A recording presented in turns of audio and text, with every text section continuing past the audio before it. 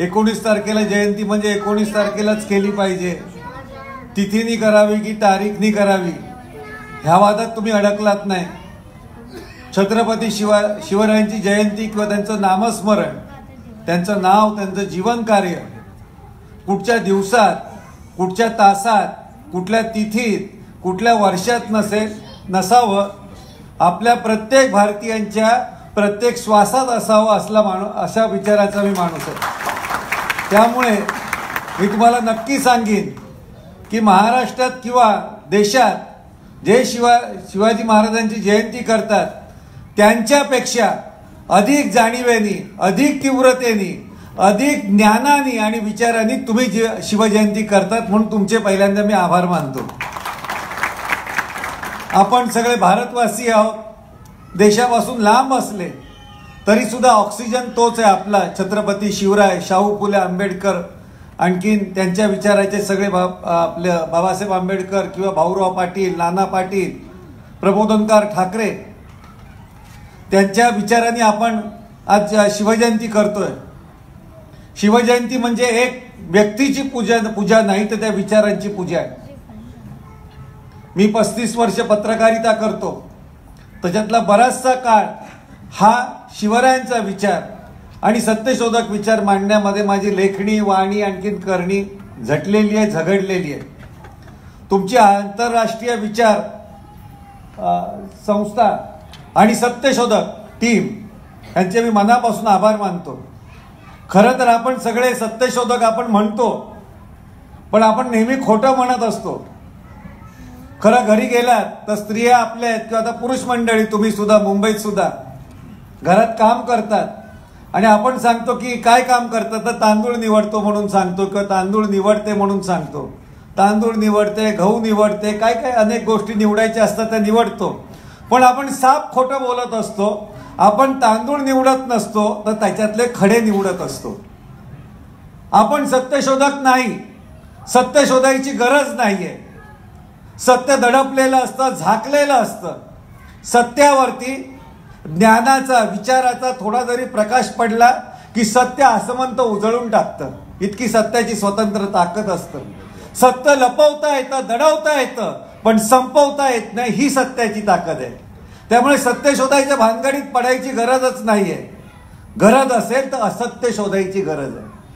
जे जे जे जे असत्य घुसलेले आहे आपल्यामध्ये आणि आपल्या समाजामध्ये, ते आपल्याला शोधायचं काम म्हणजे खरं म्हणजे आपण असत्य शोधक आहोत. मगाशी तुम्ही नाटक जे सादर केलं, आपली छोटीशी नाटिका, ती इतकी सुरेख होती. हे आपल्याला कोणी शिकवलं, कोणी सांगितलं अशुभ दिवस आहे, प्रत्येक दिवस हा शुभच असला पाहिजे. ह्या जगात आलेलो आपण तो एखादा दिवस अशुभ आणि एखादा दिवस शुभ असं ठरवलं कोणी? पण आपल्याला कोणीतरी एका परंपरेने, एका संस्कृतीने ठरवलेलं आहे. त्याचा त्रास शिवरायांना सुद्धा झाला, त्याचा त्रास महात्मा फुलेंना झाला, बाबासाहेब आंबेडकरांना झाला. त्या असत्य विचाराच्या विरोधात जे जे जे जे लढलेले आहेत त्यांना ह्या समाजातल्या व्यवस्थेने त्यांना त्रास दिलेला आहे. मग ती व्यवस्था कुठली? खरं तर मला असं वाटलं की तुम्ही जास्त जवळ या. तुम्ही मावळा दाखवला, तुम्ही त्या दुसऱ्या जे छत्रपती शिवराय दाखवले, जिजाबाई दाखवले, परंतु त्याच वेळी ही यंत्रणा जो करणारा निर्माण आहे तो तुम्ही दाखवला नाही. तो कालनिर्णयमध्येच तुम्ही आटोपला. पण खरं मी तुम्हाला सांगतो, काही गोष्टी आपल्याला स्पष्ट बोलता आल्या पाहिजे, सांगता आल्या पाहिजे. कारण संस्कृतीच्या नावाने, देव धर्माच्या नावाने आपण जो खोटा बाजार मांडलेला आहे त्याचे सगळे बळी आहोत. तुम्ही ज्या मुलींनी गाणं म्हटलं, शूरा मी सरदार कुणाला काय कुणाची भीती, हे मावळ्याचं गाणं आहे. तो जो काशीनाथ घाणेकर घोड्यावरती बसलेला आहे त्याच्यावरती गाणं आहे. पण छत्रपती शिवरायांनी देवासाठी आणि धर्मासाठी स्वराज्य निर्माण केलेलं नव्हतं. ते मंदिरच बांधत बसलेले असते आणि मंदिरासाठीच राजकारण करत बसले असते. शिवाजी राजांनी जे केलं, जे निर्माण केलं ते स्वराज्य म्हणजे प्रत्येकाला आपलं राज्य वाटेल असं राज्य निर्माण करणारं स्वराज्य निर्माण केलं. हे छत्रपतींचं मोठेपण आहे. नाही तर देवळात पुजाऱ्यांसाठी काय त्यांनी खूप केलं असतं. देव काय तेव्हाही होते, आजच आहेत काय? तुका आपला तो शिवभारत मधला कवींद्र परमानंद आहे, त्यांनी तर त्यांचं विष्णू रूप आहे म्हणून सांगितलं. पण विष्णू तेव्हाही होता. कुठे होता? दगडात होता, माणसात नव्हता. देवरूप आपण म्हणतो की ते दगडात शोधावं, तेव्हा कोण देवा? छत्रपती आपले विष्णूचा अवतार आहे, शंकराचा अवतार आहे, थोतांड आहे ते सगळं. छत्रपती जे काही लढले ते 2 हातांनी आणखीन एका डोक्यानेच लढले, पण विचारांनी लढले आणि स्वाभिमान जागवण्यासाठी लढले. आणि आपण उलटे काय करतो? आपण देवाधर्माचं नाव घेतो आणि छत्रपतींना मोठं करतो. प्रबोधनकार ठाकरेंचं एक वाक्य आहे की छत्रपतींच्या नावामध्ये आणि जयघोषामध्ये इतकी ताकद आहे, इतकी ताकद आहे की छत्रपती शिवाजी महाराज की जय बोललं की 33 कोटी देवतांची फलटण रिटायर होते. तुम्ही टाळ्या वाजवल्या, मग ह्या 33 कोटीमध्ये भवानी बसत नाही काय? भवानीने तरी काय केलं त्यावेळी? मावळ्यांचे मुडदे पडत होते तेव्हा कुठल्याच भवानीने काय जादूने तिला परत त्यांना उभं केलं काय? ह्या फत्तरी देवदेवतांच्या. आपल्याला जर त्यांना छत्रपती शिवरायांना कोणी घडवलं असेल तर राजमाता जिजाऊंनीच फक्त घडवलेले आणि परिस्थितीने घडवलेले. तेच त्यांची माता आहे. मगाशी एक बोलता बोलता आपण म्हटलं की शिवाय तुकाराम महाराज हे त्यांचे गुरु आहेत. मुळात तुकाराम महाराजांनी गुरु कल्पनाच मानलेली नाहीये. त्यांची 1236वी ओवी आहे. ते म्हणतात, जे करीती गुरु गुरु, म्हणजे गुरु गुरु करत फिरतात. सत्संग आपण आजूबाजूला आपल्या सुरू आहे. सत्संगासारखा बंडलबाज दुसरा धंदा दुसरा नाही. सत्संगामध्ये काय सांगतात माहितीये? की शांती पाहिजे, शांती पाहिजे. आणि हे बुवा लोक सांगतात अंदर झाक के देखो, अंदर झाक के देखो. अंदर काय झाक के देखो? बाहेर तो हराम का मामला आहे, अंदर आराम क्यों मागताय? सगळं बाहेर खोटं असतं ना, अंदर झाक के देखो काय? आम्ही आतमध्ये बघितलेलं आंघोळ करताना सगळं. आता आम्हाला डोळे दिले, ते जग बघण्यासाठी दिलेलं आहे. त्यामुळे सत्संगाच्या लफड्यात पडू नका आणि बायकांना तर अजिबातच पाडू नका. कारण सत्संगामध्ये सगळ्या भानगडी होतात. मी सांगतो, बाबा राहीम बपू बापू बिपू सगळे ते. ज्यांना शांती हवी आहे ना त्यांनी चिरशांती घ्यावी आणि ती स्मशानात मिळते. तिथे जा आणि शांती. शांत कशाला पाहिजे? आपण जितके अशांत असू तेच आपलं खरी शांती आहे. समुद्र कसा असावा? खवळणारा असतो तो समुद्र. स्थिर असतं ते डबकं असतं. डबक्यात फक्त चिखल राहतो आणि चिखलात फक्त कमळं उगवतात. चिखल संपला की कमळं संपली. ही परिस्थिती आहे. आपण कशाला स्थिर राहायचं? अस्थिर राहणं हेच आपल्या शरीरातलं खरं टॉनिक आहे. ज्याला कोणी शांत, आपलं जर समजा हृदय म्हणालं की आम्ही स्थिर राहणार, मराल ना उद्या. ब्लड सर्क्युलेशन कसं होणार? शांत पाहिजे, शांत पाहिजे, सगळं शांत. कशाला पाहिजे शांत? ती एकदा शांती घ्यायची आहे ना आपल्याला. ती घेतलेली सुद्धा आपल्याला कळणार नाही. ती खरी शांती असते. त्यामुळे त्या भानगडीत जाऊ नका. तुकाराम महाराज सांगतात, जे करीती गुरु गुरु, जे गुरु गुरु करत फिरतात ना, भोवती भारू शिष्यांचा. भाई ज्याच्या भोवती शिष्यांचा भार आहे असा गुरु. जे करीती गुरु गुरु, भोवती भारू शिष्यांचा, पूस नाही पाय चार. मग ज्याला शेपटी नाही आणि ज्याला 4 पाय नाही, पूस नाही पाय चार, मनुष्य परी कुत्री ती.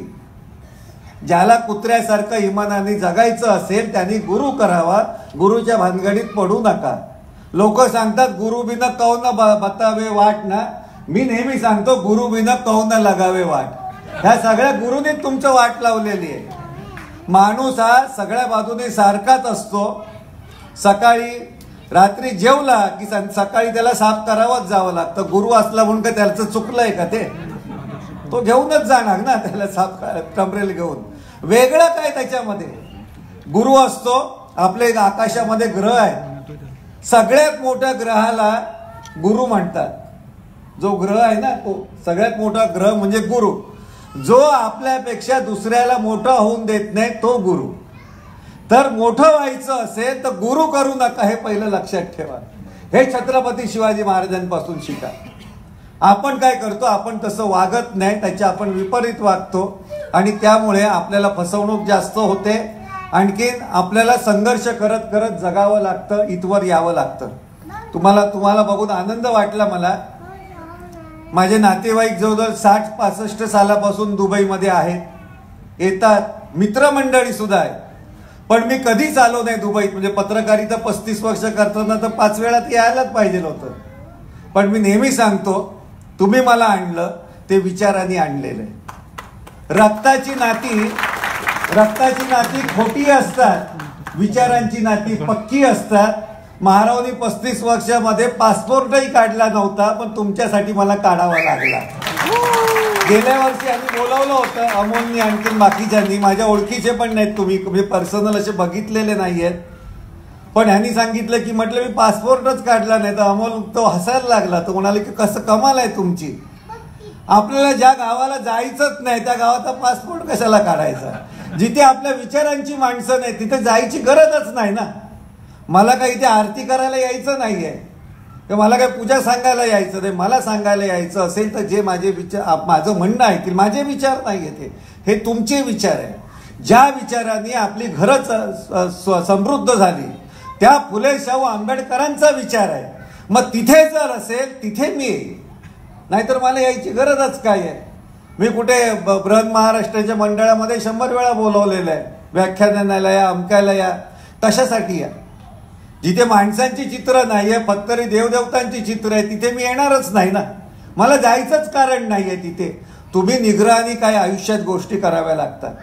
आकाशातल्या ग्रहापेक्षा आणि कुंडलीतल्या ग्रहापेक्षा तुमच्या विचारांचा निग्रह हा जास्त श्रेष्ठ असतो. तो तुम्हाला विचारानेच आणतो. तुमचा विचार असला पाहिजे की आपण अमुक अमुक दिशेने गेलं पाहिजे. आणि ते जाताना आपलं स्वतःचं करिअर, आपलं कर्तृत्व, आपलं विचारांची दिशा इतकी स्पष्ट असली पाहिजे की आपल्याला तिथवर पोचता आलं पाहिजे. तुम्ही त्या विचाराने आलात. गावाला कुठे शाळा काढलेला एखादा माणूस असतो, भाऊराव पाटलांसारखा असतो, अजून कोणी माणसं असतात की ज्यांनी वेगवेगळ्या ठिकाणी शिक्षण संस्था उभ्या केलेल्या आहेत आणि गरीब बहुजनांची मुलं ही शिकली गेली पाहिजेत, मोठी झाली पाहिजेत म्हणून त्यांनी कष्ट केले.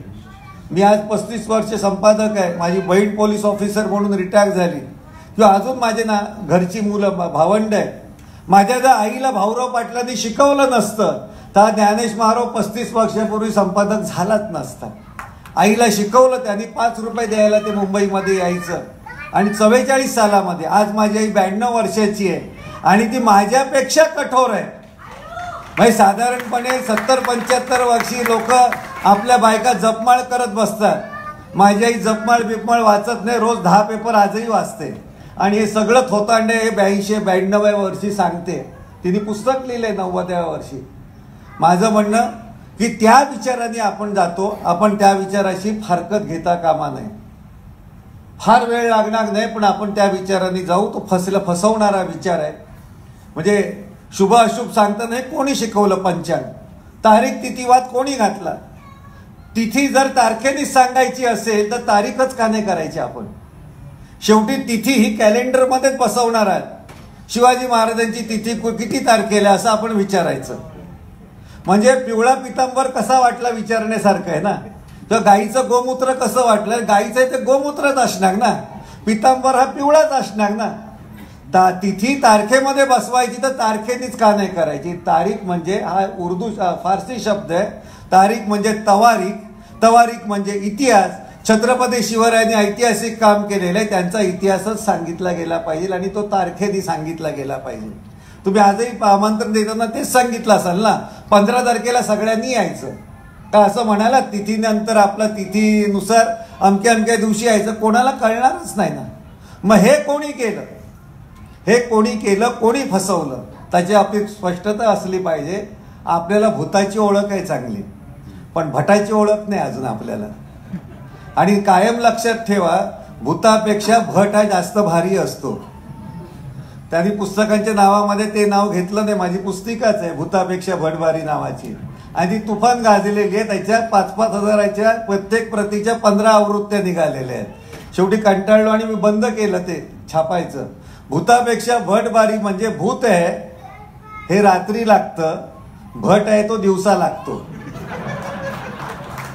भूत आहे लागलेलं कळतं, भट लागलेला कळतो पण दिसत नाही. भूत आहे हा कल्पनेचा रोग आहे, तो निश्चयाने काढून टाकता येतो. भट आहे हा सामाजिक धार्मिक राजकीय रोग आहे, तो जाळून खाकच केला पाहिजे. त्याची राख झाल्याशिवाय तुमच्या डोक्यातून ही फसवणूक निघणार नाहीये, हे कायम लक्षात ठेवा. मगाशी घोरपडे सांगत होते, बसलेले आहेत इथे, की आम्ही ते गणपती आणतो, आणखीन तो रात्री बुडवायचा, आणखीन लपून छपून. मी घोरपड्यांना विचारतो, बुडवायचा तर आणायचाच कशाला हो? कधीतरी विचार करा ना, जी गोष्ट आपल्याला बुडवायचीच आहे ती आणायची कशाला? बुडवतो कारण तो मातीचा असतो म्हणून. तो जेव्हा सोन्याचा बनवाल, सोन्याचा जाऊन देव, लोखंडाचा जरी बनवाल ना, तेव्हा बुडवणार नाही, भांगाराच्या भावात विकाल. आपलं देवत्व असं खोटं असतं. त्यामुळे छत्रपती शिवरायांना आपण आराध्य दैवत म्हणताना 100 वेळा विचार करायचा की त्यांना बुडवायचं नाहीये, तर त्यांचा विचार घेऊन माणसं तयार करायची आहे. छत्रपतीच्या विचारांमधून अशी माणसं तयार झालेली आहे. किती आपण तर कुठले छत्रपती आपल्याला हवे आणि आपण कुठल्या विचाराने गेलं पाहिजे. मगाशी आपल्या भाऊराव पाटलांचं जे वाक्य सांगितलं सत्यशोधकी विचाराचं, त्यांनी असं सांगितलं होतं, ते वेगळ्या संदर्भातलं आहे. ज्यावेळी गांधींचा हत्या झाली त्यानंतर त्या संस्थेला पैसे देण्याचं प्रमाण सरकारने कमी केलं, जवळजवळ बंद केलं. त्या रयत शिक्षण संस्थेबद्दल गैरसमज निर्माण करण्यात आले आणि नंतर वेगवेगळ्या बाजूनी त्यांची रसद सगळी तोडण्यात आली. भाऊराव पाटील घाबरले नाही, तर त्यांनी काय केलं की आपल्या निश्चयाने त्यांनी काम चालू ठेवलं. एक धनपती आला आणि त्यांनी सांगितलं होतं की ह्या संस्थेला माझं नाव द्या, मी ते बदलणार नाही.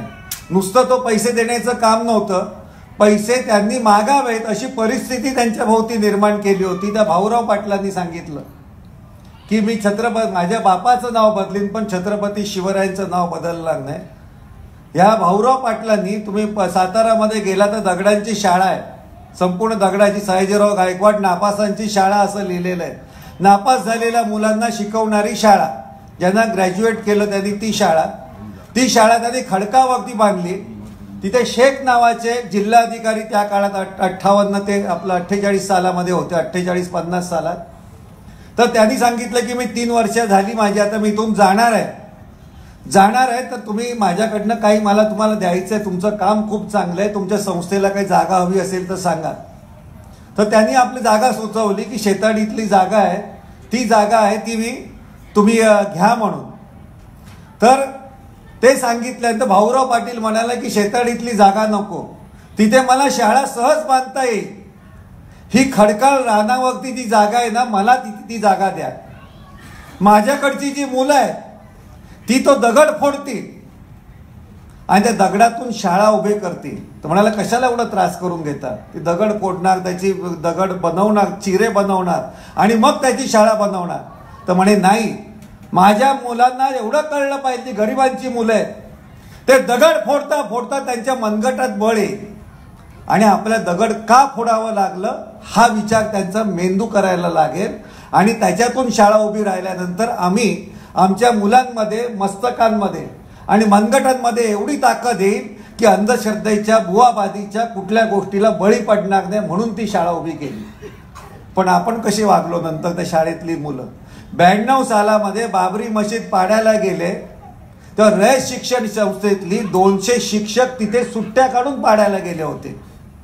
ज्या भाऊराव पाटलांनी जो विचार संपूर्ण शाळेच्या आवाराच्या बाहेर ठेवला होता, तो विचार आपण तिथे मान्य केला, कारण आपण त्या विचारांपासून लांब लांब गेलो. आपलं असंच नुकसान आयुष्यभर झालेलं आहे. पहिला जो शिवछत्रपती गेले त्यांचा इतिहास मी सांगत बसत नाही, त्यांनी काय केलं, कारण ह्याच्या आधी खूप उजळणी झाली असेल. श्रीमंत कोकाटे असतील किंवा आपल्या आळ साळुंके असतील, ह्यांनी खूप सांगितलं असेल. आपण त्यांच्यापासून काय घेतलं.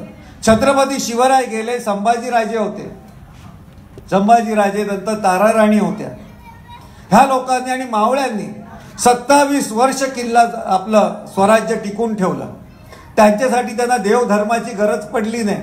त्यांना गरज कसली पडली, औरंगजेबला वाटलं की आता छत्रपती शिवराय गेले, आता आपल्याला दख्खनचं राज्य जिंकून घेता येईल, म्हणून तो आपल्या दिल्लीवरनं संपूर्ण फौजफाटा घेऊन, काय गोंधळ झाला काय, दिल्लीवरनं फौजफाटा घेऊन तो औरंगाबादला आला. औरंगाबादला त्यांनी हेडक्वार्टर केलं आणि केल्यानंतर काय केलं, त्याला वाटलं आता आपण जिंकणार, 27 वर्ष तो झुंजत होता. 27 वर्षामध्ये तो यशस्वी झाला नाही. ख्वाफी खान नावाचा त्याचा इतिहासकार आहे, बखरकार.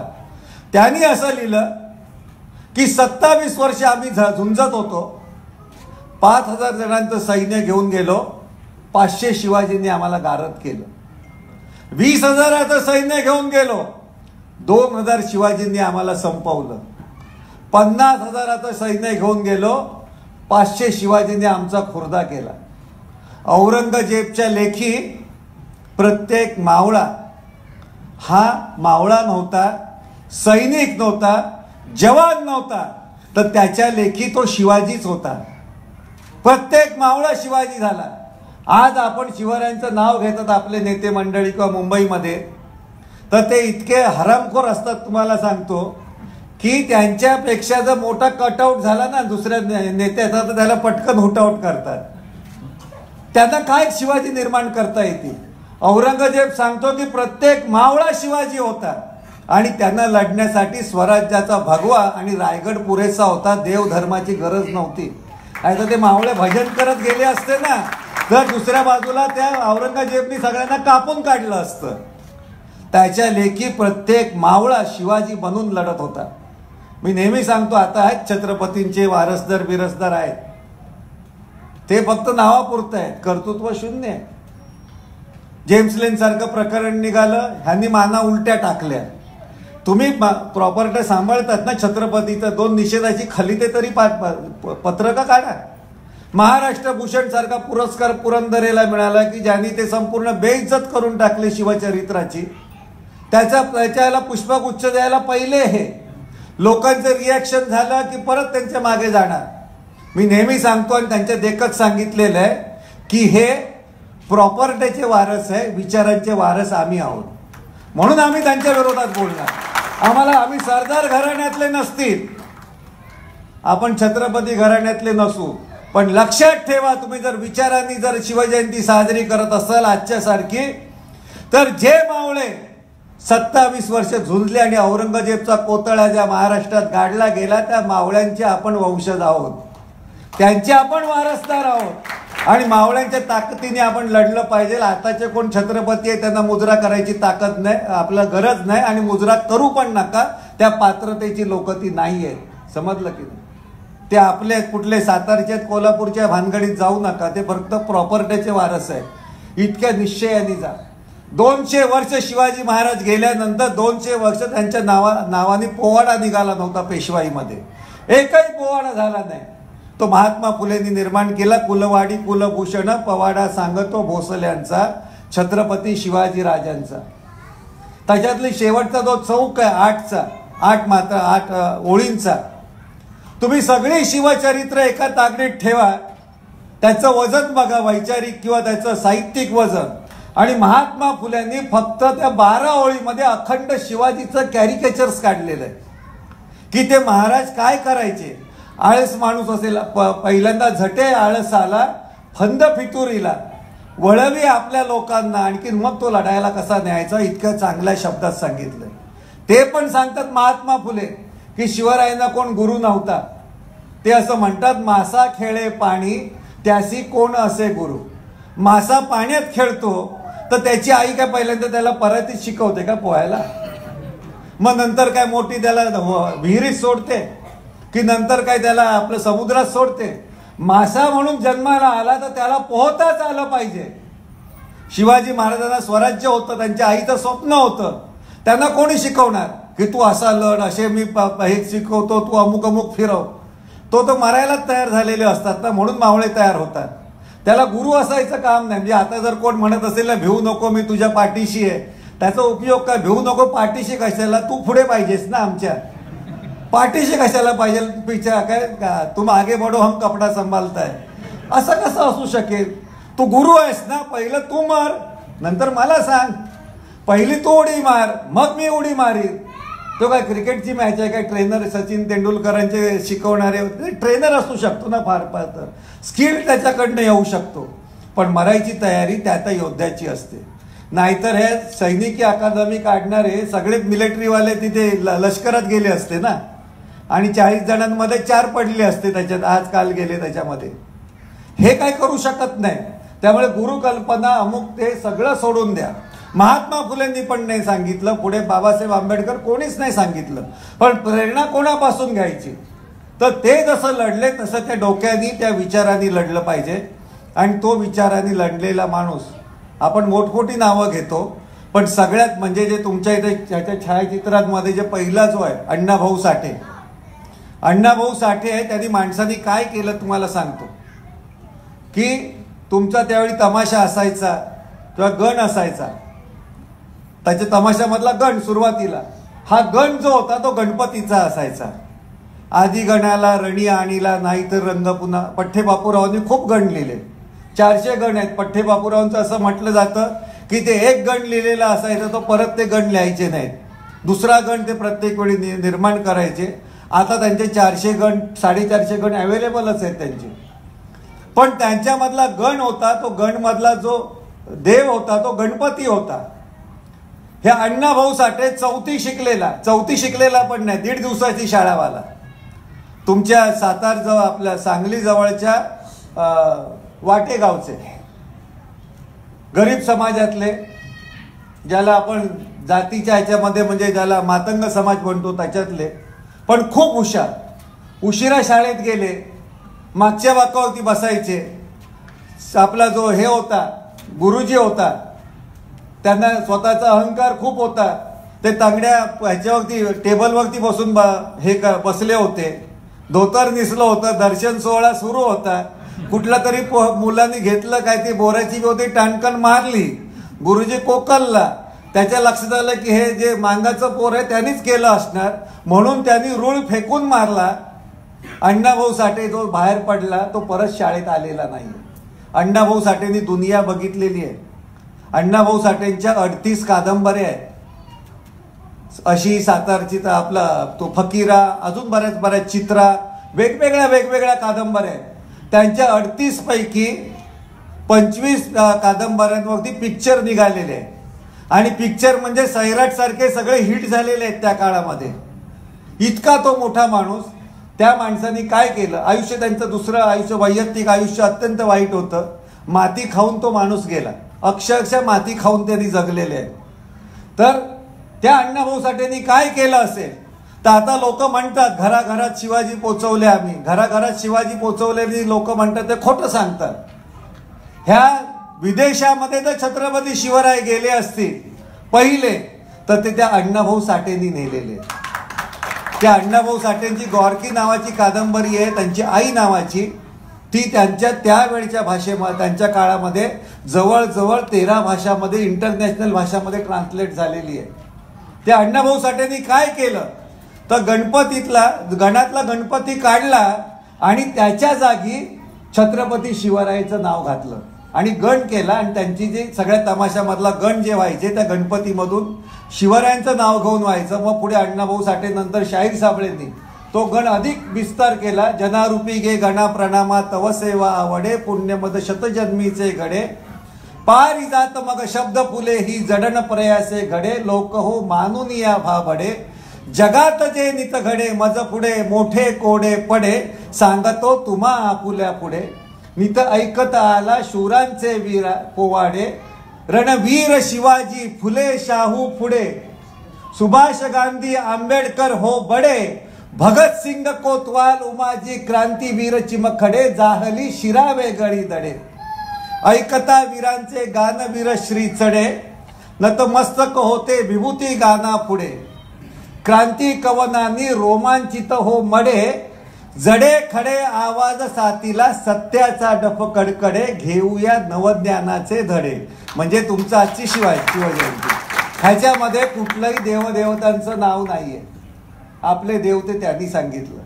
शाहीर साबळे फक्त 4थी शिकलेले होते पसरणीचे. आपण किती शिकलेलो आहे. मग आपण आपल्याकडे वळूया. आम्ही काय केलं, आम्ही नसलेल्या गोष्टी घरात आणल्या. कुठे शिवाजी महाराजांनी सत्यनारायण घातला होता कधी?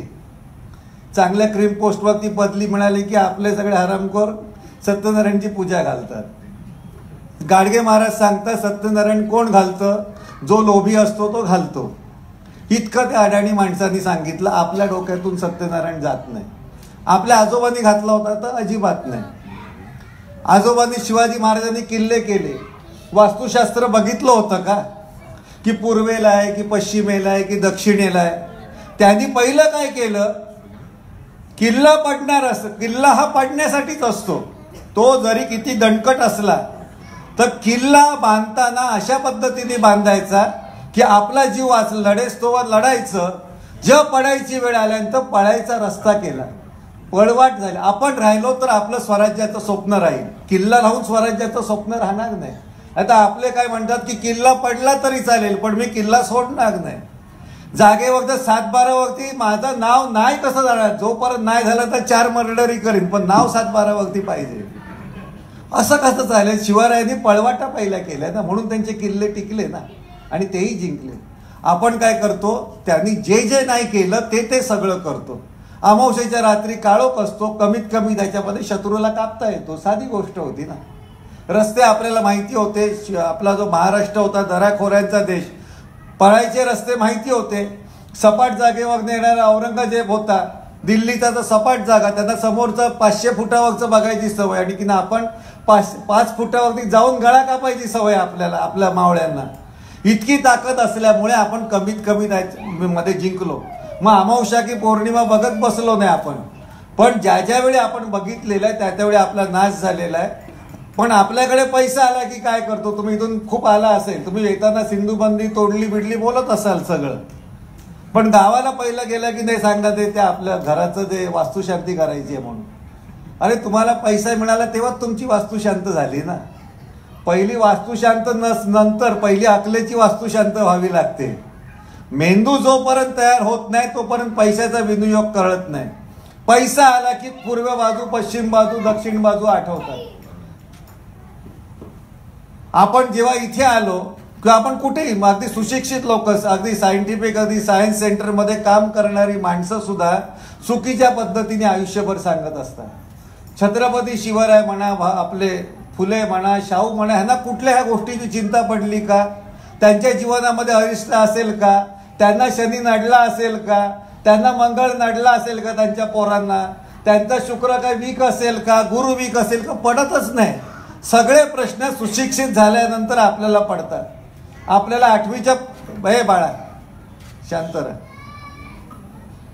वडिलांनी काळजी घ्या मुलांची, कारण का मी आईंसाठी जास्त बोलतोय.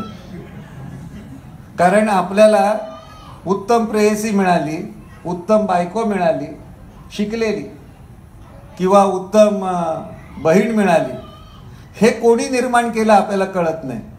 आपल्याला सांगितलेलं असतं इतिहासामध्ये की आपल्या राजाराव रॉयनी सतीची चाल बंद केली.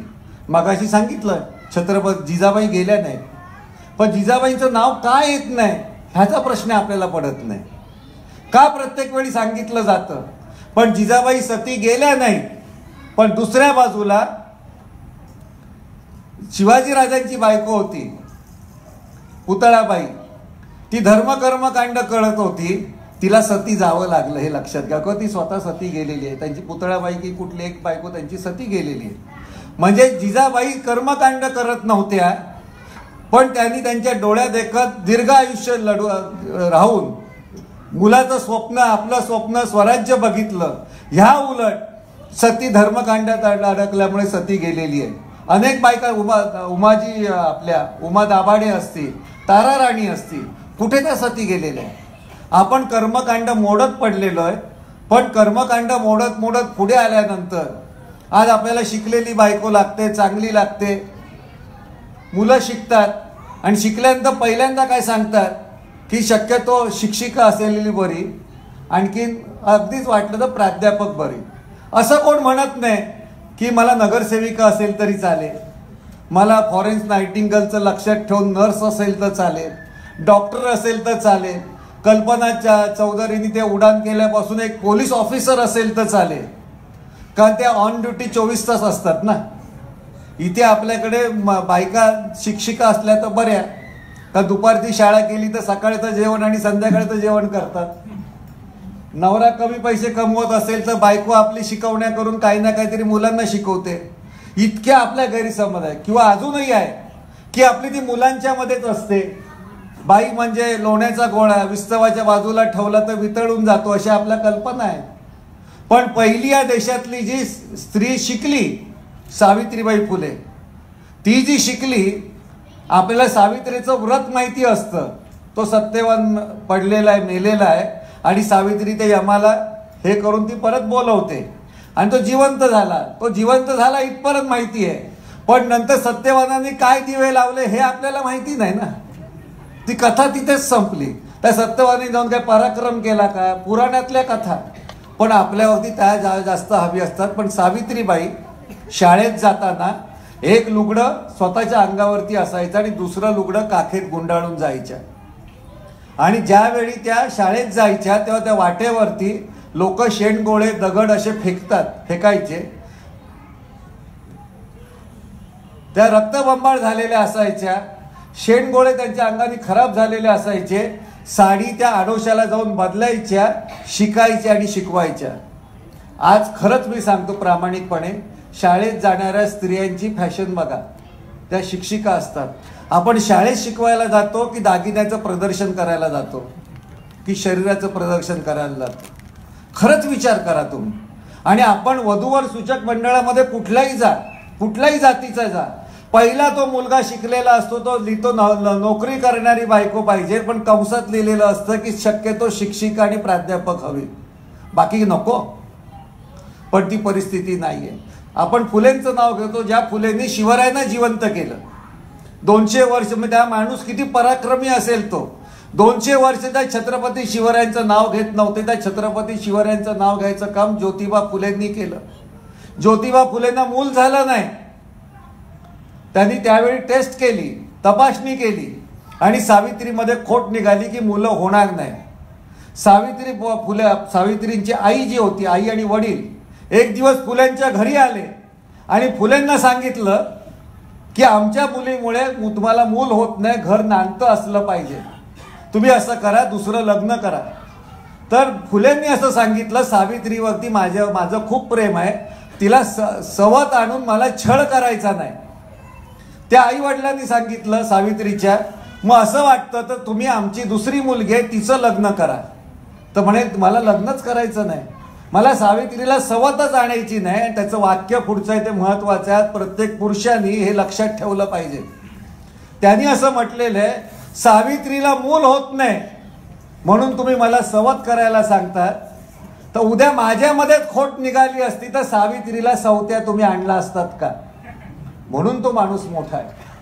आज परिस्थिती अशी आहे, इथेही बसलेला कोण नोकरी करणाऱ्या बायका सुद्धा असतील. माझ्या घरी पण मी तसंच वागलो. माझी बहीण पोलीस ऑफिसर आहे. मी घरी येतो आणि थकलेला, म्हणजे मला काम नसेल, मी आतल्या खोलीमध्ये टीव्ही बघत असेल तर दारावरती भेटायला आलेला माणूस होता, त्याला सांगतो की नाही साहेब झोपलेले, ते आता भेटणार नाहीत म्हणून. ह्याच्या उलट माझ्या बहिणीला असं खरंच ती थकून आलेली असेल आणि जर ती आतल्या बेडरूममध्ये बसलेली असेल, तिच्या दारामध्ये कोण माणूस आला पोलीस त्याच्या डिपार्टमेंटमधला, आणि जर तिने सांगितलं खरंच मी बरं नाही, मी आता काही त्याला भेटणार नाही, तर मी तिला काय सांगतो, तुझं तू जाऊन सांग म्हणून. भावासाठी बहीण खोटं बोलते, नवऱ्यासाठी बायको खोटं बोलते, आई खोटं बोलते, पण आपण उलटं तसं वागत नाही, लक्षात ठेवा. तिने 7च्या आतच घरात आलं पाहिजे. 5:30 वाजता नोकरी संपली तर आपले पुरुष मंडळी सांगतील की नाही ते महाराव भेटले होते, त्यांना अजून जास्त थोडंसं जरा गायडन्स करायचा होता, लोन कसं घ्यायचं बँकेचं, म्हणून आम्ही एक्स्ट्रा 1 तास घेतला. बायकोनी एखादी बाई असेल चांगली आणि ती पण ऑफिसर असेल, तिला असं वाटलं कोचळेंना आपण ॲडिशनल काही इन्फॉर्मेशन देण्यासाठी तासभर आपण हॉटेलमध्ये बसूया, तू बसलीसच का? असं असेल तर शिवाजी महाराज कळणार नाही. शिवाजी महाराज जेव्हा जायचे ना मोहिमेवरती, तर आता जसं ते चेकवरती सही करून देतात ना, 10,000च्या वरती रक्कम काढायचीच नाही, क्रॉस चेक करून देत नव्हते. त्यांच्या बायकांच्या आणि आईच्या हातामध्ये खजिन्याचा शिक्क्या सकट सगळा अधिकार देऊन जायचे. आपण सगळे अधिकार आपल्याकडे ठेवतो आणि सगळ्या फेऱ्या मारतो. म्हणजे आपण खरंच सुधारलेलो आहोत का बघा. हे बदल आपण खूप स्वतःमध्ये केले पाहिजे.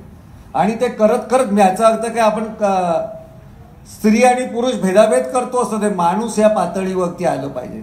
छत्रपती शिवाजी महाराजांनी ते काम केलं. आपण काय करतो की त्याच्यातल्या बाकीच्या निष्ठा, गुलामी ह्या सगळ्या गोष्टी घेतो. आपण जर चांगल्या पद्धतीने विचार केला, रॅशनल पद्धतीने विचार केला, आपल्याकडे पैसा आला, अडका आला, तुम्ही इथवर आलात, आपण छत्रपतींच्या विचाराचेच पायीक आहोत. मी विषयापासून लांब जात नाही ना.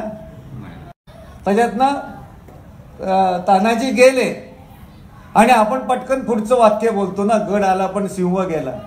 तानाजीची बायकोनी सोडलं असेल का हो शिवाजीला? तिने पहिलं सांगितलं असेल, तू का नाही का बाबा गेलास, माझ्या पोराची पत्रिका द्यायला आला आणि तू कोंडाणा कसला दाखवतो. पण आपण ते लपवतो. मग ते कसं शिवाजी महाराजांनी ऐकलं असेल. हिरकणी आपल्याला खूप मोठी वाटते, पण तुम्हीच विचार करा की आता तुम्ही सांगितलं सगळ्यांना 10 मिनिटात सगळ्यांनी आत या, दार बंद करा. आपण करू शकत नाही. हा आपला एक संकेताचा भाग झाला. कोण असेल तर तो ऐकणारच. शिवाजी महाराजांचा नियम होता की संध्याकाळ मावळती झाल्यानंतर ते हे दरवाजा, गडाचे दरवाजे बंद करायचे. त्या द्वारपालाला, गडकोट किल्ले रखवालदाराला सांगितलं असेल, पण एखादी बाई अडकलेली असेल तर तिने काय वरतून जीव द्यायचा, इतकी उडी मारायची. शिवाजी महाराजांना कळलं असेल तर त्याला दुसऱ्या दिवशी सस्पेंड केला असेल ना, किंवा तुला तिने रिक्वेस्ट केली, दरवाजा उघड पाहिला, तिच्या जीवाशी का खेळतो. ते खरे शिवाजी असतील. नुसत्या उड्या टाकणारे शिवाजी नाही. आपण काय केलं, ग्लोरीफाय केलं आणि सगळ्यांना त्या उड्या मारायची तयारी करून दिली. आपण पुराण आणखीन या फसव्या कथांमध्ये, दंतकथांमध्ये खूप अडकून राहिलेलो आहे. त्यामुळे आपले सगळं बजरंग झालेलं आहे. आपला लंका शेपटीला आपल्या जागी लावायच्या आणि आपल्याच लंका जाळायच्या. ह्याच्यामध्ये शिवाजी महाराजांचं कुठेही कौतुक नाही. या 2 गोष्टीमध्ये, ह्या 2 गोष्टी सांगितल्या, ह्याच्यामध्ये एकाहीमध्ये कौतुक नाही. शिवाजी महाराजांचं कौतुक कसलं असेल तर ज्या काळामध्ये स्वराज्य नावाचं मॉडेल पण नव्हतं. स्वराज्य कसं असतं माहितीच नाही. देशाला सीमा नाही आहे, अखंड हिंदुस्थान आणि त्याला हजारो राजे, त्याच्यावरती परत कोणतरी परकीय सत्ता येते. अशा वेळी काही नसताना एक स्वराज्याचं मॉडेल, ते अच्छे दिन सारखं नव्हतं ना. लोकांना पक्क वाटलं 5 वर्षांनी फसलं असतं तर शिवाजीचं स्वराज्याचं स्वप्न कधीच मातीमोल झालं असतं. 30 वर्ष लढत होते ते स्वराज्याचं मॉडेल घेऊन. त्याच्यामध्ये प्रत्येकाला प्रेरणा होती अशी की माझं स्वराज्य असेल. आणि ते असल्यानंतर ते स्वराज्य झालं, निर्माण झालं की जे मॉडेल नसताना, कुठलंही मॉडेल नसताना केवळ त्यांच्या व्हिजन होती की आपलं स्वराज्य असावं. कसं असावं याचा प्लॅन नव्हता, पण आपलं असावं, जिथे आपल्याला सगळं स्वातंत्र्य असेल आणि प्रत्येक माणसाला ते आपलं वाटेल. त्या पद्धतीने त्या माणसाने निर्माण केलं होतं आणि ते स्वराज्य निर्माण झालं. आणि नंतर ते 5 वर्ष टिकवलं. मग त्यांनी जे गुड गव्हर्नन्स केलं असेल, त्यांनी जे प्रशासकीय व्यवस्था निर्माण केली असेल, ती जास्त जरुरीची आहे. त्या 5 राज्याभिषेक दाखवला की सगळं नाटक संपलं आपल्याकडचं. पण त्या काळामध्ये त्यांनी नंतर 5 वर्षात जे जे सांगितलेलं आहे ते 500 काय 5000 वर्ष टिकणार आहे. आपण तिथे जात नाही, कारण त्याच्यामध्ये लढाया नाहीत ना, मारझोड काय नाहीये. तो राजा म्हणून श्रेष्ठ झालेला आहे आणि त्यांची फक्त सत्ता टिकवण्यापुरता आहे. आपण बघताना त्या पद्धतीने बघायचं. म्हणून मी त्या मुद्दामून काही स्टोऱ्या सांगितल्या नाही. आता भरपूर त्या रांजाच्या पाशीचा आमूची आई असती सुंदर रूपवती, म्हणजे याचा अर्थ पहिला निघतो की शिवाजींची आई सुंदर नव्हती, ह्याच्याबद्दल शिवाजींना वैषम्य वाटत होतं का वाईट वाटत होतं. प्रत्येकाला आपली आई कशी असेल तरी ती सुंदरच वाटते. आंधळा मुलगा सुद्धा असतो ज्याला दृष्टी नसते, पण तोही म्हणतो की माझी आई चांगलीच आहे, माझी आई सुंदर आहे. ही मुळात संकल्पना असताना आपण 40 वर्ष एकच गाणं ऐकत बसलो. अशीच आमूची आई असती सुंदर रूपवती, वदले छत्रपती. ऐकायला तू तिथे गेला होतास काय बाबा? कसली गाणी, कसली थोतांड आपण करत बसलो. आपण ते ऐकत बसलो, त्या पद्धतीने नजारा उभा करत बसलो. कोणतरी शाहीर, शिवशाहीर म्हणणारा सांगतो की सईबाई रंगमहालात उभ्या होत्या. रंगमहाल म्हणजे बेडरूम. रंगमहालात उभ्या होत्या. चैतन्याचा सुवास आला, मंदशी झुळूक आली. सईबाईंचं मन तितर मितर झालं आणि बघतात तो काय, साक्षात शिवाजी महाराज, आपलं शिवाजी महाराज हजर. तुला बेडरूम मध्ये एवढं घुसायची गरज काय? आपल्याला फार तर काय पहिल्या रूम पर्यंत माहिती असेल ना, तुला घुसायची गरज काय? तर मी स्वतःला असा विचार केला, आपण काय पुनर्जन्म मानत नाही मी, मानायची गरज पण नाही. कारण पुनर्जन्म असं म्हणतात की हा नरदेह आहे, माणसाचा तो देह आहे, मनुष्य देह आहे. 84 लक्ष योनीतून म्हणजे झुरळ कुत्रा मांजर बिंजर झाल्यानंतर 84 फेरे झाले की हा नरदेह प्राप्त होतो. मला असं वाटतं तर शिवशाहिराची स्मरणशक्ती दांडगी असेल. 350 वर्षापूर्वी ह्या रंगमहालामध्ये म्हणजे आपल्या बेडरूममध्ये शिवाजी महाराजांच्या खाली सईबाई उभी असताना हे आड्याला पाल किंवा आपलं झुरळ बनून चिटकून राहिले असतील आणि त्यांना ते सगळं आठवत असेल. आपल्याला हे धंदे करायची गरज काय? ती सईबाई आली काय, बसली काय, तितर बितर झालं काय, चैतन्याचा सुवास आला, कशाला पाहिजे ते? अरे तो सूर्य होता, यवनांची हे होती, तू बघायला होतास का तिथे? पण आपण खोटे इतिहास सांगतो, इतिहासाची नाटकं करतो, त्यामुळे वास्तवाला आपण भिडू शकत नाही. वास्तवाला भिडायचं असेल तर आपल्याला वर्तमानातले सगळे विषय माहिती असायला पाहिजे. त्या दृष्टीने सांगतो, आपण घरं बांधतो, चांगलं करतो. गेल्या 25 वर्षामध्ये साधा आपली मानसिकता आपण आपली किती गुलामीची बनवलेली आहे. म्हणजे काही ठिकाणी शिवाजीचा पाळणा पण म्हटला जातो. मी नेहमी म्हणतो रामनवमीला रामाचा पाळणा म्हणतात, आणखीन तो पाळण्यात घालतात.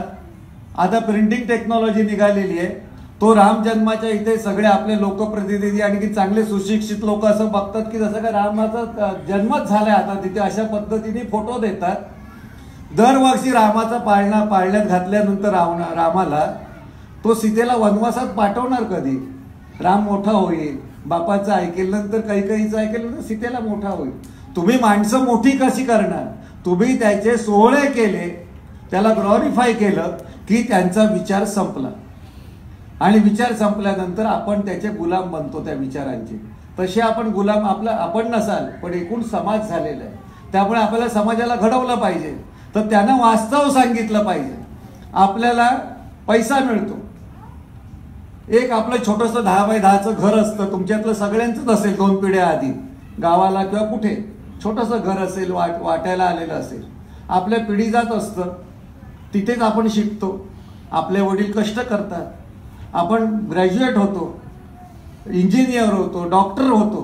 तेव्हा घर कुठच्या दिशेला आहे ते बघत नाही. घराच्या ह्या बाजूला किचन कुठे, निवृत्तीला इथे कुठे, काही बघत नाही आपण. तिथेच आपण पैसे जमवतो. 10-1 लाख रुपये जमले की 1 कोटी रुपये देतात, बँक देतं, लोन मिळतं, पत मिळते. ते करताना घर कसं आहे ते बघत नाही. पण नंतर पत मिळून झाली की जेव्हा आपण लोन घेतो, पैसे नीट होतात, त्यानंतर मग बघतो की पूर्व दिशेला आहे दरवाजा की दक्षिण दिशेला आहे. आणि आपल्या तिकडच्या लोकांना आपण सांगतो नाही पूर्वेला आहे की नाही ते नक्की बघा, नैऋत्येला अमुक अमुक एक किचन ठेव. आपण काहीच बघितलेलं नसतं आधी.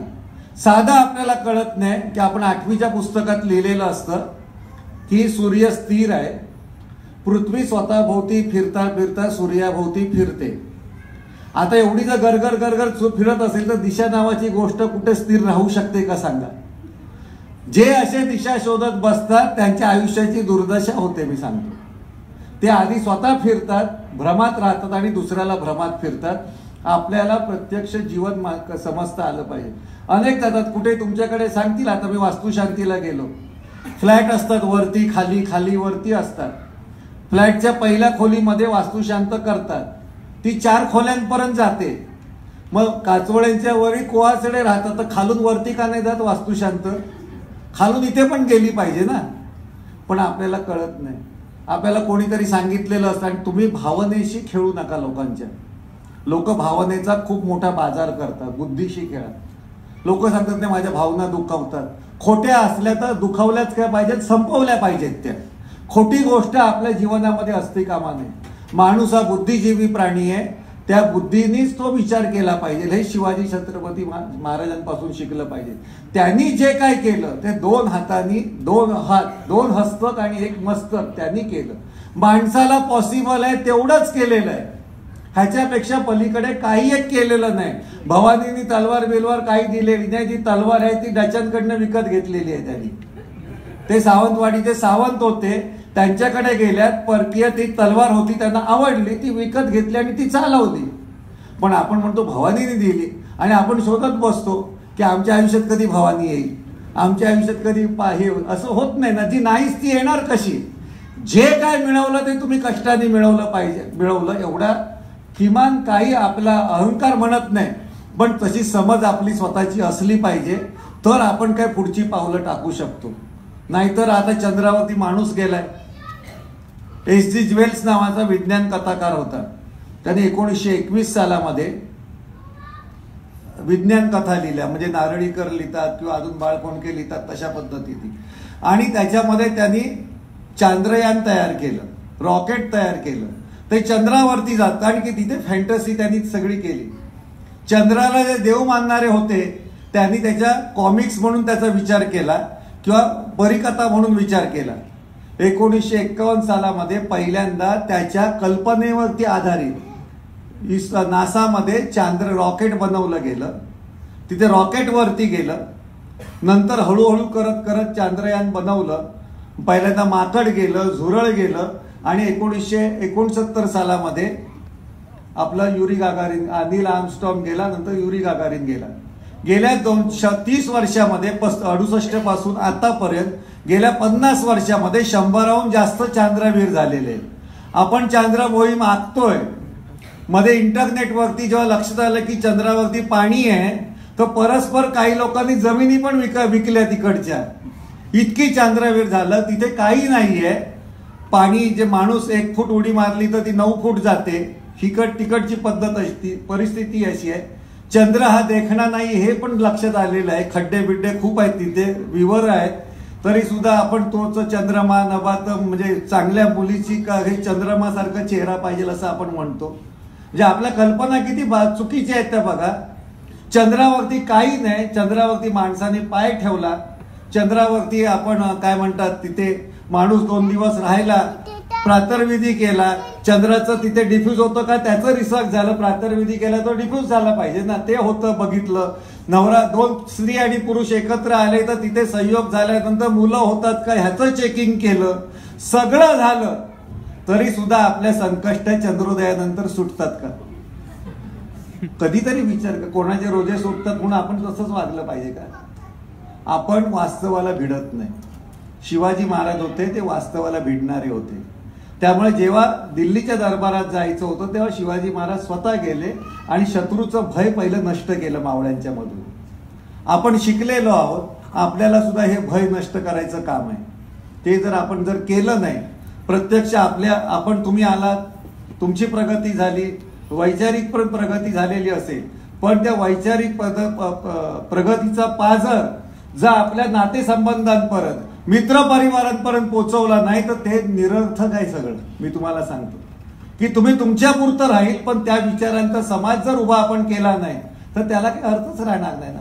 आपण तिथे काही कच खातो. कारण आपले नातेवाईक काय म्हणतात, नाही तुमच्या इथे चालत असेल आमच्या इथे चालणार. त्यांना सांगायचं जगात आहात ना, जगाच्या बाहेर नाहीत ना कुठे तुम्ही. आपल्याला काही ठामपणे सांगता आलं पाहिजे. मदत करताना पण ठामपणे सांगता आलं पाहिजे, मी मदत अशा विचारांनी मी स्वतःचा पैसा निर्माण केलेला आहे, तुम्हाला देताना त्या विचारासाठीच देईन. नाही तर आपण ह्या विचारांनी सगळं करायचं आणि गावचं देऊळ बांधायला पैसे इथे जमवायचे. तर तसं करू नका. गावात जर वाचनालय असेल तर वाचनालयातली कुठली पुस्तकं असली पाहिजे ते सुद्धा तुम्ही ठरवा. एखादा मुलगा शिकत असेल तर त्याला सांगा की आम्ही ह्या विचाराने मी 4 पावलं पुढे गेलेलो आहे, तर 4 पावलाची 40 पावलं होण्यासाठी मी तुला ही मदत करतोय. नाहीतर तू सगळं करून असं समजत असतील की बा आपल्याला, म्हणजे आपलं हे लकच आहे ना, तुम्ही आम्हाला बोलवलं, मी तुम्हाला सांगितलं, हे लक कसं असू शकेल. मी स्वतःच सांगितलं तर मी 40 वर्ष पत्रकारितेचा पासपोर्टच काढलेला नाही. पण मी का नाही काढला त्याचं निश्चित कारण आहे ना. किंवा मला काय जायचंय, कुठे जायचंय, काय सांगायचंय. जग तर काही अनेक कनेक्टिव्हिटी आहे. मी पहिल्यापासून जागतिक लेवलला विचार करतो, कनेक्शन आहेतच माझे. पण आपण करताना त्या पद्धतीने लोकांपर्यंत जर पोहोचलो तर जास्तीत जास्त आपण चांगलं होऊ. संस्कृतीच्या नावाखाली खोट्या गोष्टी करू नका. संस्कृती आणि विकृती दोन्ही एकत्र असतात नेहमी, कायम लक्षात ठेवा.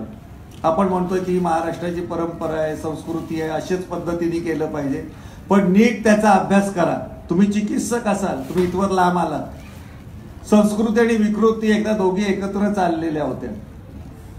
चला, उष्म्याचे दिवस होते, उन्हाळ्याचे. विकृतीचं नेहमी एक लक्ष असतं की तुमच्यात घुसण्याचा प्रयत्न करते कायम. हे तुमच्याशी संबंधित सांगतो. तुम्हाला इथे जे पोवाडे कुठले म्हणायचे, गाणी कुठली म्हणायची, जर त्या विचारांनी सत्यशोधक जात असाल तर त्याची आधी तुम्ही स्क्रीनिंग करा. किंवा लहान मुलं आहे आणि मोठा मुलगा माणूस आहे आणि उत्साह दांडगा आहे म्हणून सोडू नका. विकृती आहे ती कायम संस्कृतीला बदनाम करायचे धंदे करत असते. संस्कृतीचा स्वतःचा एक माज असतो. तिला असं वाटतं की मी संस्कृती आहे, मी दारूच्या दुकानातून जरी जाऊन आली तरी लोकांना माहिती आहे की मी दारू बिरू पिणार नाही. असं काय नसतं. लोकांना आपल्याला समजायचं ते समजतं. ती आपल्या घमेंडीमध्ये होती. या विकृतीने सांगितलं की उष्म्याचे खूप दिवस आहे, आपण इथे जवळ जाऊया, आणखीन तलावामध्ये आंघोळ करूया. संस्कृती पण म्हणाली खरंच उष्म्याचे दिवस आहे, आपण तलावात जाऊन आंघोळ करूया जलाशयामध्ये. त्या दोघींनी कपडे काढले आणि तलावामध्ये डुंबायला लागल्या. त्या स्विमिंग झालं, खूप वेळ झालं. विकृतीचा डोळा होता. संस्कृती किंवा बेभान होते. तिने बघितलं ती त्या आपल्या जलाशयामध्ये आपली रममाण झालेली आहे.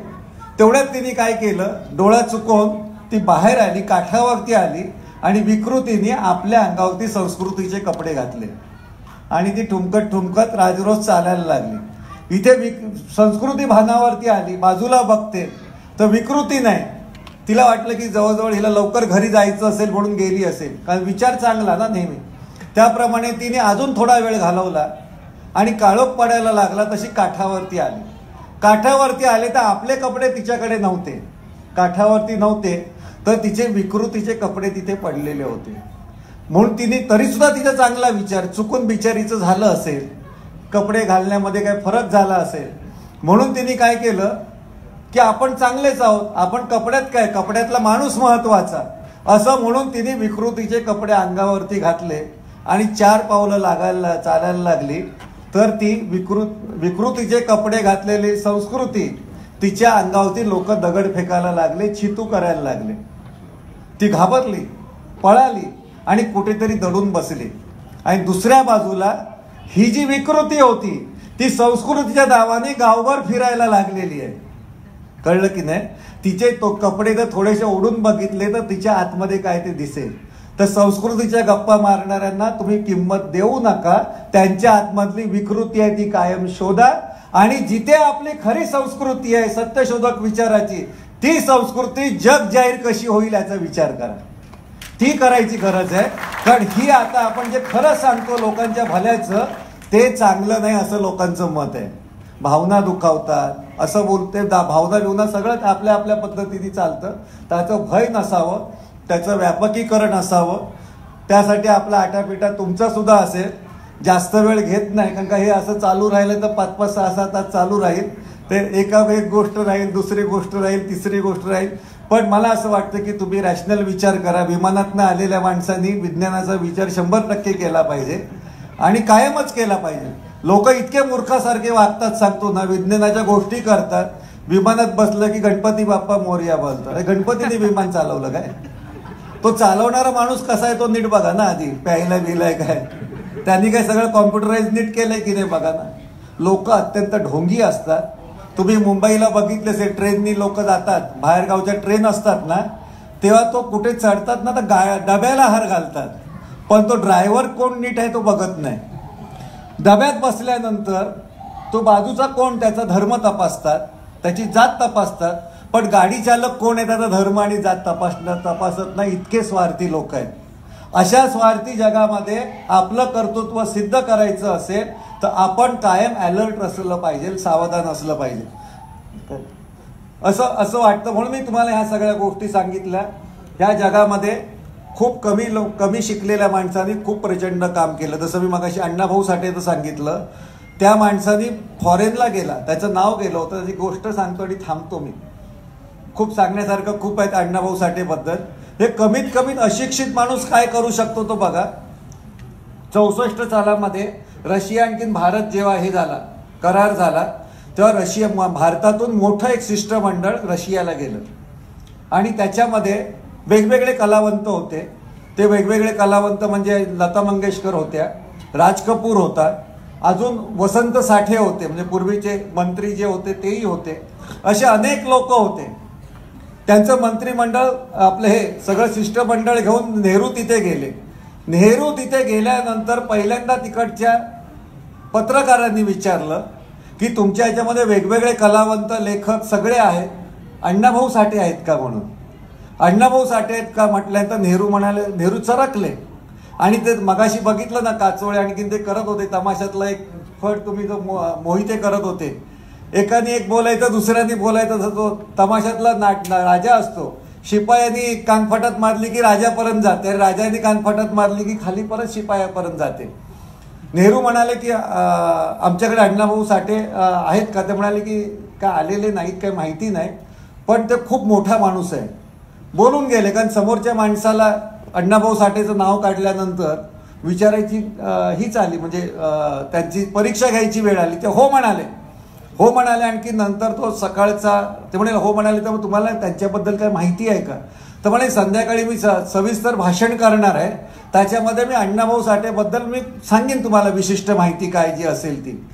दरम्यान त्यांनी सगळीकडनं माहिती काढली. लता मंगेशकरांना विचारलं अण्णाभाऊ साठे माहिती आहेत का.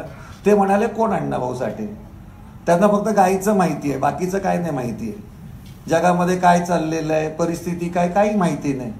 की आरक्षण का असावं, अमुक का नसावं, ह्याच्याबद्दलची मतं नाही. त्यांचं सगळं स्वर्गीय असतं, समजलं की नाही. स्वर्गीय आणि नरकीय असा नावाचा विषय काय नसतो. हा, माणसं जे गातात ना ते पेटीच्या बाहेर जाऊन कोण गात नाही, ते 7 सुरामध्येच गातात.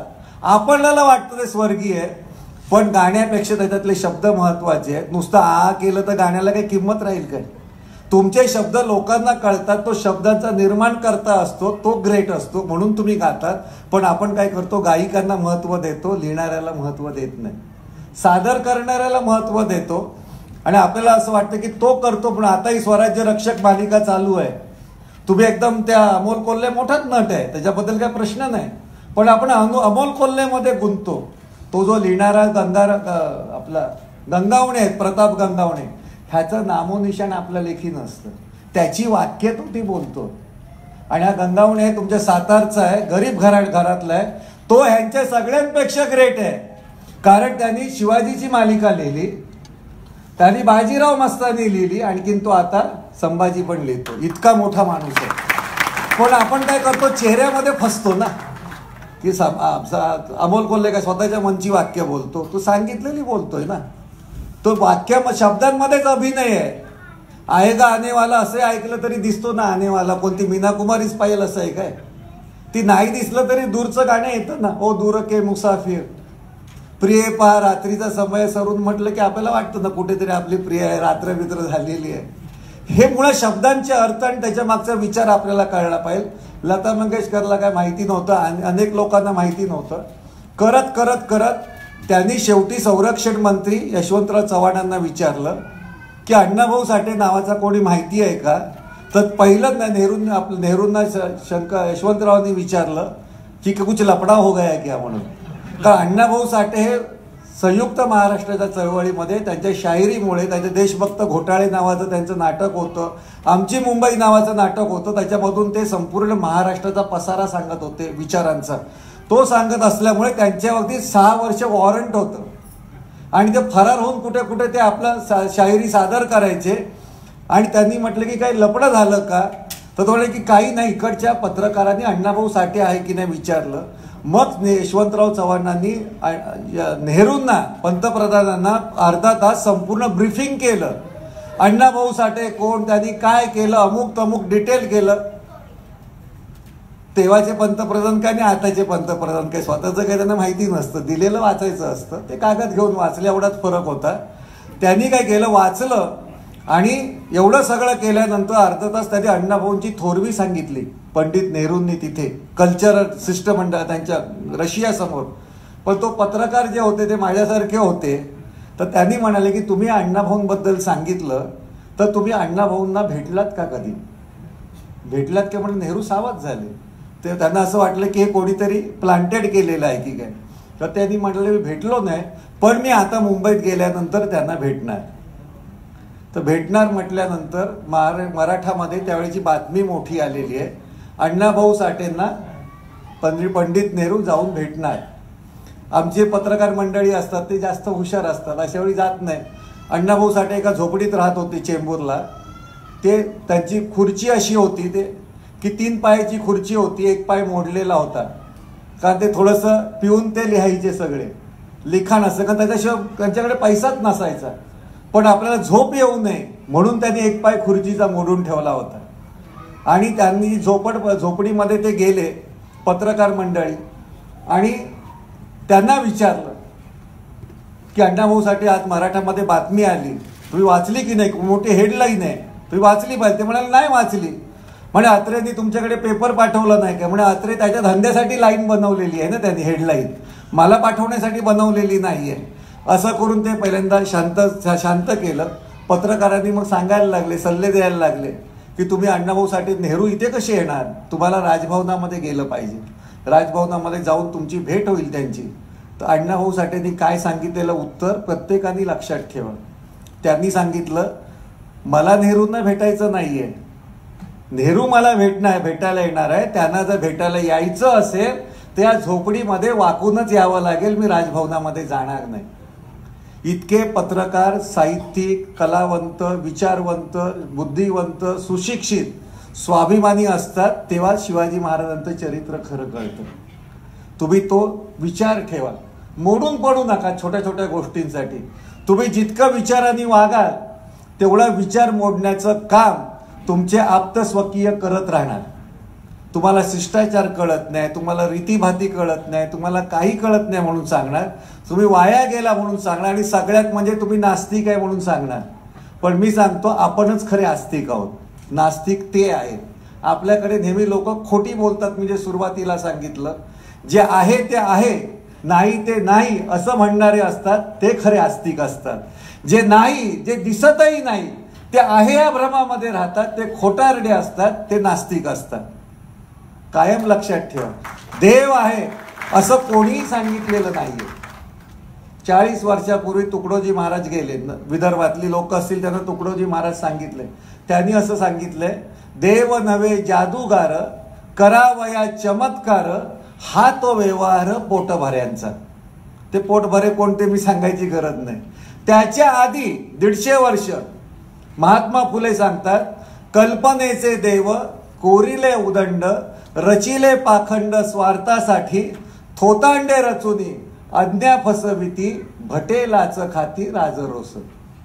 तुम्ही दक्षिणा म्हणतात पण ते त्याला लाचच म्हणताय. त्याच्या 400 म्हणजे आजपासून 400 वर्ष आधी तुकाराम महाराज सांगतात, जे सगळे पुरून उरलेले आहेत काळाला, ते सांगतात, देव पहावयासी गेलो, देव होऊन या टेलो, देह देवाचे मंदिर, काहो जाता देवळात, तुका सांगे मूढ जना, देव देहीची पाहणं. आजपासून 800 वर्ष आधी कबीर सांगतो, जत्रा में फतरा बिटाया, तीरथ बनाया पानी, दुनिया भई दिवानी, पैसे की धुल्लानी. माणसाकडे पैसा आला की माणूस धार्मिक बनतो. आणि कायम लक्षात ठेवा, माणूस जितका धार्मिक असतो तितका बदमाश असतो. कायम लक्षात ठेवा, ज्याच्या दारात काळी भावली ना त्याच्याकडे ब्लॅक मनीचा लोचा आहे. कायम लक्षात, अगदी सरळ स्पष्ट असलं, नीट लक्षात. आणि त्याच काळामध्ये अमृतानुभव मध्ये ज्ञानेश्वरी लिहिली, भावार्थ दीपिका लिहिली. तसंच त्यांनी अमृतानुभव नावाचा ग्रंथ लिहिलाय ज्ञानेश्वरांनी. त्याच्यात सांगतात, देव हे कल्पित, शास्त्र हे शाब्दिक, पुराणे सकळ बाष्कळिक. शब्दांचा खेळ आहे.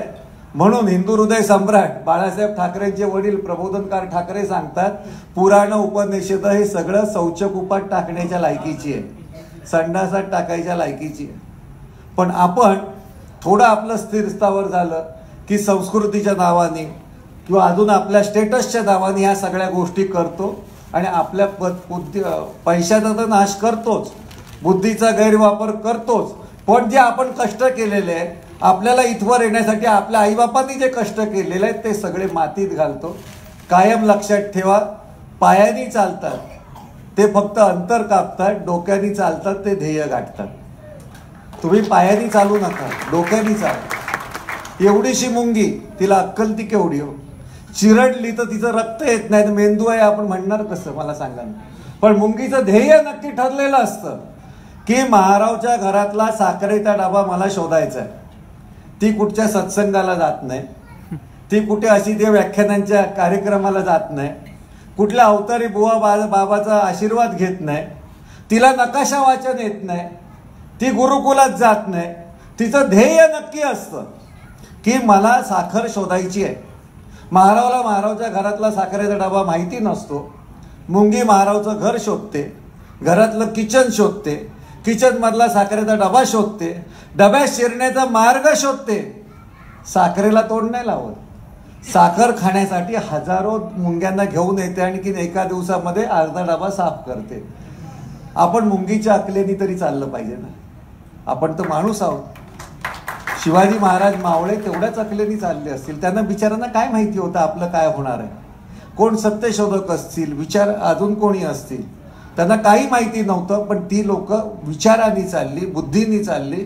आपण सारासार विचार करून चाललं पाहिजे. तुम्ही चालत असाल अशी मला खात्री वाटते. आणखीन त्याच पद्धतीने चाललं पाहिजे अशी माझी तुम्हाला विनवणी आहे. असेच जमा, चांगलं एकत्र या. आयुष्यामध्ये काही सुखदुःख आहे त्याचे एकमेकांना वाटून घ्या. त्याचप्रमाणे इथे काही तुम्हाला अडचण आली किंवा काही असेल, मुंबईत सांगा मला. मी जोपर्यंत आहे तोपर्यंत खूप मदत करू शकतो. आपली अडचण आहे, आपल्या प्रत्येक टप्प्यावरती काहीतरी आपल्यामध्ये दुःख असतं, काही आपल्याला विचारायच्या बाहेर आपण विचार जातो. पण त्याचं जर मूळ जर शोधलं, त्याचं काउन्सिलिंग नीट जे केलं तर सगळ्यांची उत्तरं आपल्याला मिळतील. आणि पहिल्यांदा विचारांची नाती जास्तीत जास्त जोडायला शिका. ती जरुरीचं असतं. नाही तर आपलं लंगडा पाय, एक पाय दणकट असेल आणि दुसरा पाय दुबळा असेल तर काय होणार आपल्याला. एकतर आपण ठेचाळत चालणार किंवा त्याला तर कायम स्वरूपात त्याला काहीतरी त्याला पॅडिंग करावं लागेल किंवा त्याला स्टँड द्यावा लागेल. तर तसं किती काळ चालणार. मला असं वाटतं की आपल्याला ह्याच जन्मामध्ये जर काही सगळा आनंद घ्यायचा असेल जीवनाचा, तर पहिल्यांदा तुम्ही डोक्यानेच वागायला शिका, मेंदूने. समजलं की नाही. अनेक लोकांना आपल्याला बुद्धी नावाची गोष्ट आहे ती माहिती नसते.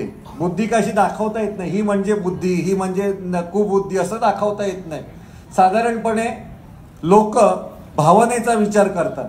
पुरुषोत्तम दारव्हेकर नावाची, ज्यांनी कट्यार पिक्चर लिहिला, त्याचे मूळ लेखक नाटकाचे, ते त्या गायक नटांना नेहमी विचारायचे की आपला जो कंठ आहे तो इथे मध्ये आहे आणि आपण जी आपला मेंदू वरती आहे आणि हृदय खाली, असं का. तर गायकांनी तेवढा विचार केलेला नसायचा. ते उत्तर द्यायचं की आपल्या कंठातून जे निघेल, आपल्या कंठातून जे निघेल की आपण बोलतो, लिहितो, म्हणजे आपण बोलतच असतो ना. लिहितो म्हणजे बोलतच असतो. किंवा एखादा हातवारे मुका असेल, तो आपल्या ॲक्शनमधनं हावभावातनं सांगत असेल, तर तो जे सांगतो तो बोलत असतो. त्यांनी असं म्हटलेलं आहे की आपल्या कंठातून जे निघेल त्याच्यामध्ये भावनेचा ओलावा असावा आणि बुद्धीची चमक असावी. पण मी त्याच्या पुढे जाऊन सांगतो की भावनेचा ओलावा असलाच पाहिजे, पण तो दुय्यम असला पाहिजे. बुद्धीची चमक ही वरचढ असली पाहिजे. कारण आपण इथे पटकन आवाज आला, आपल्या मुंबईची गोष्ट सांगतो, आवाज आला तर आम्ही लोक काय पटकन म्हणतो, नाही इथे काहीतरी बॉम्बस्फोट झाला. पहिलं म्हणजे आवाज मोठा झाला म्हणजे स्फोटच झाला, हे आम्ही भावनेने व्यक्त करतो. मग कुठला तरी मुलगा असतो, तो बाहेर जातो आणि सांगतो की त्या ट्रकचा मागचा टायर फुटला म्हणून आवाज मोठा झाला. मग आम्ही हो, लक्षातच नाही आला आपलं. तर त्याच्या आधी सगळं बोलू ना, ते आता इथपर्यंत आले, इथे घुसले, इतकं झालं, दादरची वाट लावली, इथपर्यंत बोलून सगळं मोकळं असतं. पण तेच जर आपण असा विचार केला की आवाज आला, तो माणूस उठला, बाहेर गेला, पाहिलं त्यांनी किंवा ट्रकचा टायर फुटला व काही नाही, ट्रकचा टायर फुटला, तर पुढची हास्यास्पद प्रकार टळतो ना. तर त्यामुळे आपण कायम बुद्धीने वागायचं सुरुवात केली पाहिजे. का माणूस हा बुद्धिजीवी प्राणी आहे आणि बुद्धीची ताकद किती आहे मी सांगतो. एखादी जर स्त्री आणि पुरुष एका रूम मध्ये असतील तर त्या स्त्रीला त्या पुरुषांची भीती वाटेल. 25 पुरुष असेल तर ती सुरक्षित आहे असं तिला वाटेल. पण ती स्त्री जे एका पुरुषाला घाबरते, ती स्त्री 25 सिंहांना एका नजरेवरती खेळवते. कारण तिला माहिती आहे की ह्यांना अक्कल नाहीये 25 सिंहांना. कारण ती केवळ बुद्धीवरती तिचं 25 जणांवरती सिंहावरती नजर असते. हत्ती असतो त्याला उलटा पालटा करू शकते, कारण ती बुद्धीचं काम करत असते. आणि बुद्धी ही कोणाला कमी नसते. स्त्री म्हणून कमी नसते, पुरुष म्हणून कमी नसते, जात म्हणून कमी नसते, प्रांत म्हणून कमी नसते. हे शिवरायांनी तेव्हा ओळखलं, म्हणून त्यांचं सगळं 18 पगड जातीचं साम्राज्य उभं राहिलं. आणि आपण नेमकं ते विसरतो. विशेषतः आज आपण वेगळ्या विश्वामध्ये वावरतो आपल्याला घडवणारी लोक आहेत त्यांच्यापासून आपला खूप दुरावा आहे. जसं महात्मा फुलेंना आपण अजूनही काही विशिष्ट जातीचे म्हणतो, किंवा अगदी सोपं म्हणजे दलितांचे कैवारी आहेत. असू कसं शकतं? जो इंग्लिश लिहितो चांगला, इतकं त्याला व्हिजन आहे, जे 150 वर्ष जाऊन पुरून उरलाय, तो माणूस एखाद्या जातीचा कसा असू शकतो? गरिबांचा तो सर्वांसाठी असू शकतो. आज बाबासाहेब आंबेडकर आहे. प्रत्येक मराठ्यांनी मी सांगतो, बाबासाहेब आंबेडकरांना देवारा मानत असाल तर तिथेच ठेवलं पाहिजे, किंवा प्रथम दर्शनी त्यांचे फोटो असले पाहिजे. आज इथे बरेच जण असतील, त्यांनी कधीतरी पुरुषांनी विचार करावा की आपल्या आईला सवत नाही, आपल्या बहिणीला सवत नाही. ही कोणाची कृपा आहे? ती फक्त बाबासाहेब आंबेडकरांची कृपा आहे. त्यांनी जर द्विभार्य प्रतिबंधक कायदा जर आणला नसता, हिंदू कोड बिल आणलं नसतं, तर ह्या सगळ्या घराघरामध्ये प्रश्न होते. स्त्रियांनी पण त्यांची पूजा केली पाहिजे. पूजा म्हणजे आपल्या घरात तरी ठेवा ना. आपण उलटं ठेवतो. पुस्तक आणलं असेल तर ते सुलटं ठेवतो. आपण जर आपली प्रतीक, ज्याच्यामुळे आपल्याला हे अधिकार मिळाले, आपल्यामुळे जे त्याच्यामधून समृद्धी मिळाली, ते आम्ही विसरतो कसे? ते विसरायला नाही पाहिजे. बाकीचं राजकारण आपल्या जागी राहिलं, पण आपलं बुद्धीचं वैभव असेल, बुद्धीची श्रीमंती असेल, ती आपण योग्य वेळी दाखवावं असं मला वाटतं. बोलण्यासारखं खूप आहे. तुम्हाला विचारायचं असेल तर विचारा, पण त्याच्या आधी एक गोष्ट सांगतो, ती ऐका. की मी पत्रकार म्हणून सांगतो. एक पत्रकार होता, तो तुम्ही जसं शिवजयंती सुरू केली तसा तो एका ठिकाणी गेला की जिथे त्या माणसाने, तिथे काहीच नव्हतं आदिवासी भागामध्ये, वनवासी भागामध्ये जे असेल, अफेक्टेड एरिया होता, दुर्गम भागामध्ये. तर तिथे गेला आणि तिथे त्यांनी वैभव उभं केलं. वेगवेगळे त्यांनी सेक्टर केले, बँका काढल्या, चांगल्या कारखाने काढले, वेगवेगळे सेक्टर उभे केले आणि तिकडच्या लोकांना समृद्ध केलं. माझ्यासारख्या पत्रकाराला वाटलं की आपण तिथे गेलो आणि आपण त्याच्यावरती रिपोर्टिंग केलं, चांगला रिपोर्टच लिहिला, चांगली कव्हर स्टोरी केली, तर लोकांपर्यंत जाईल. आणि लोकांपर्यंत गेलं की लोक अजून त्याच्यातून तयार होतील. मी त्यांच्याकडे गेलो, त्यांना भेटलो. ते म्हणाले माझा उद्देश सांगितला. ते म्हणाले तुमच्यासारखे रोज 5-10 पत्रकार माझ्याकडे येतात, पण त्याचा उपयोग काय? तुमचा हेतू चांगला आहे, पण त्याच्यातून माणसं घडतात की नाही हे तपासलं कधी तुम्ही? आतापर्यंत झाले असते तर माझ्यासारखे 100 लोक तयार झाले असते. तुम्हाला व्हायचं की नाही ते तुम्ही ठरवा. मी खजील झालो. मी त्यांना म्हटलं की मला व्हायचंय.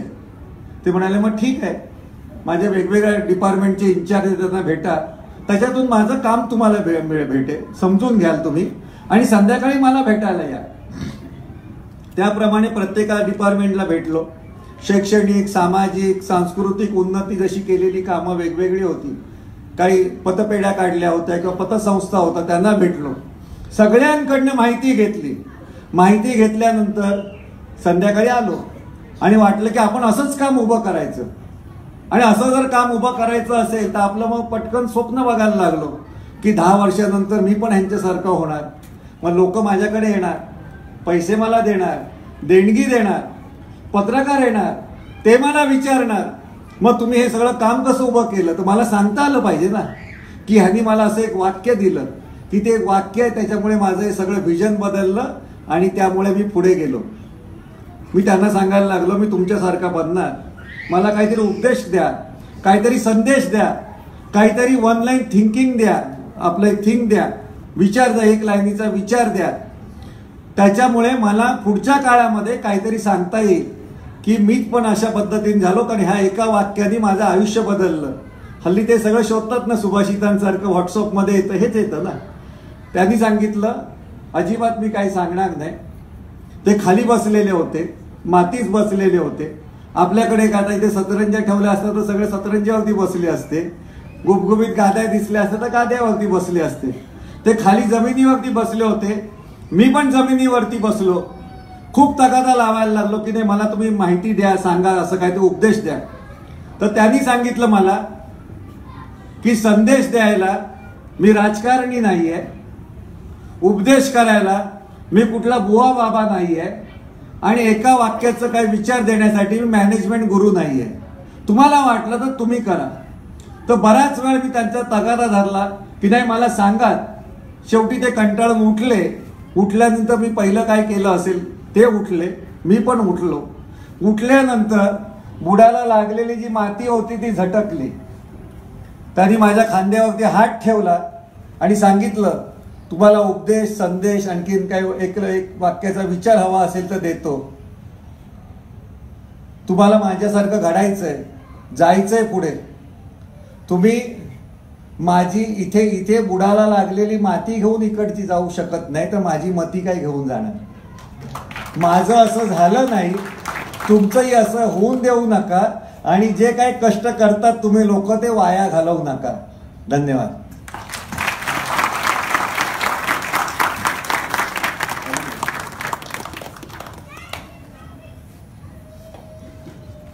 खरं सांगतो, सरांची वाणी अशी कायम सडेतोड आणि प्रखर असते. महाराष्ट्रातले कित्येक नेते, सामाजिक कार्य करणारे लोक यांना कधीही त्यांनी जुमानलं नाही. त्यांची वाणी कायम अशीच राहिली. त्यांना सर्वजण आपण उठून उभे राहून सर्व टाळ्यांच्या गजरात त्यांचा आपण त्यांना आदर व्यक्त करा.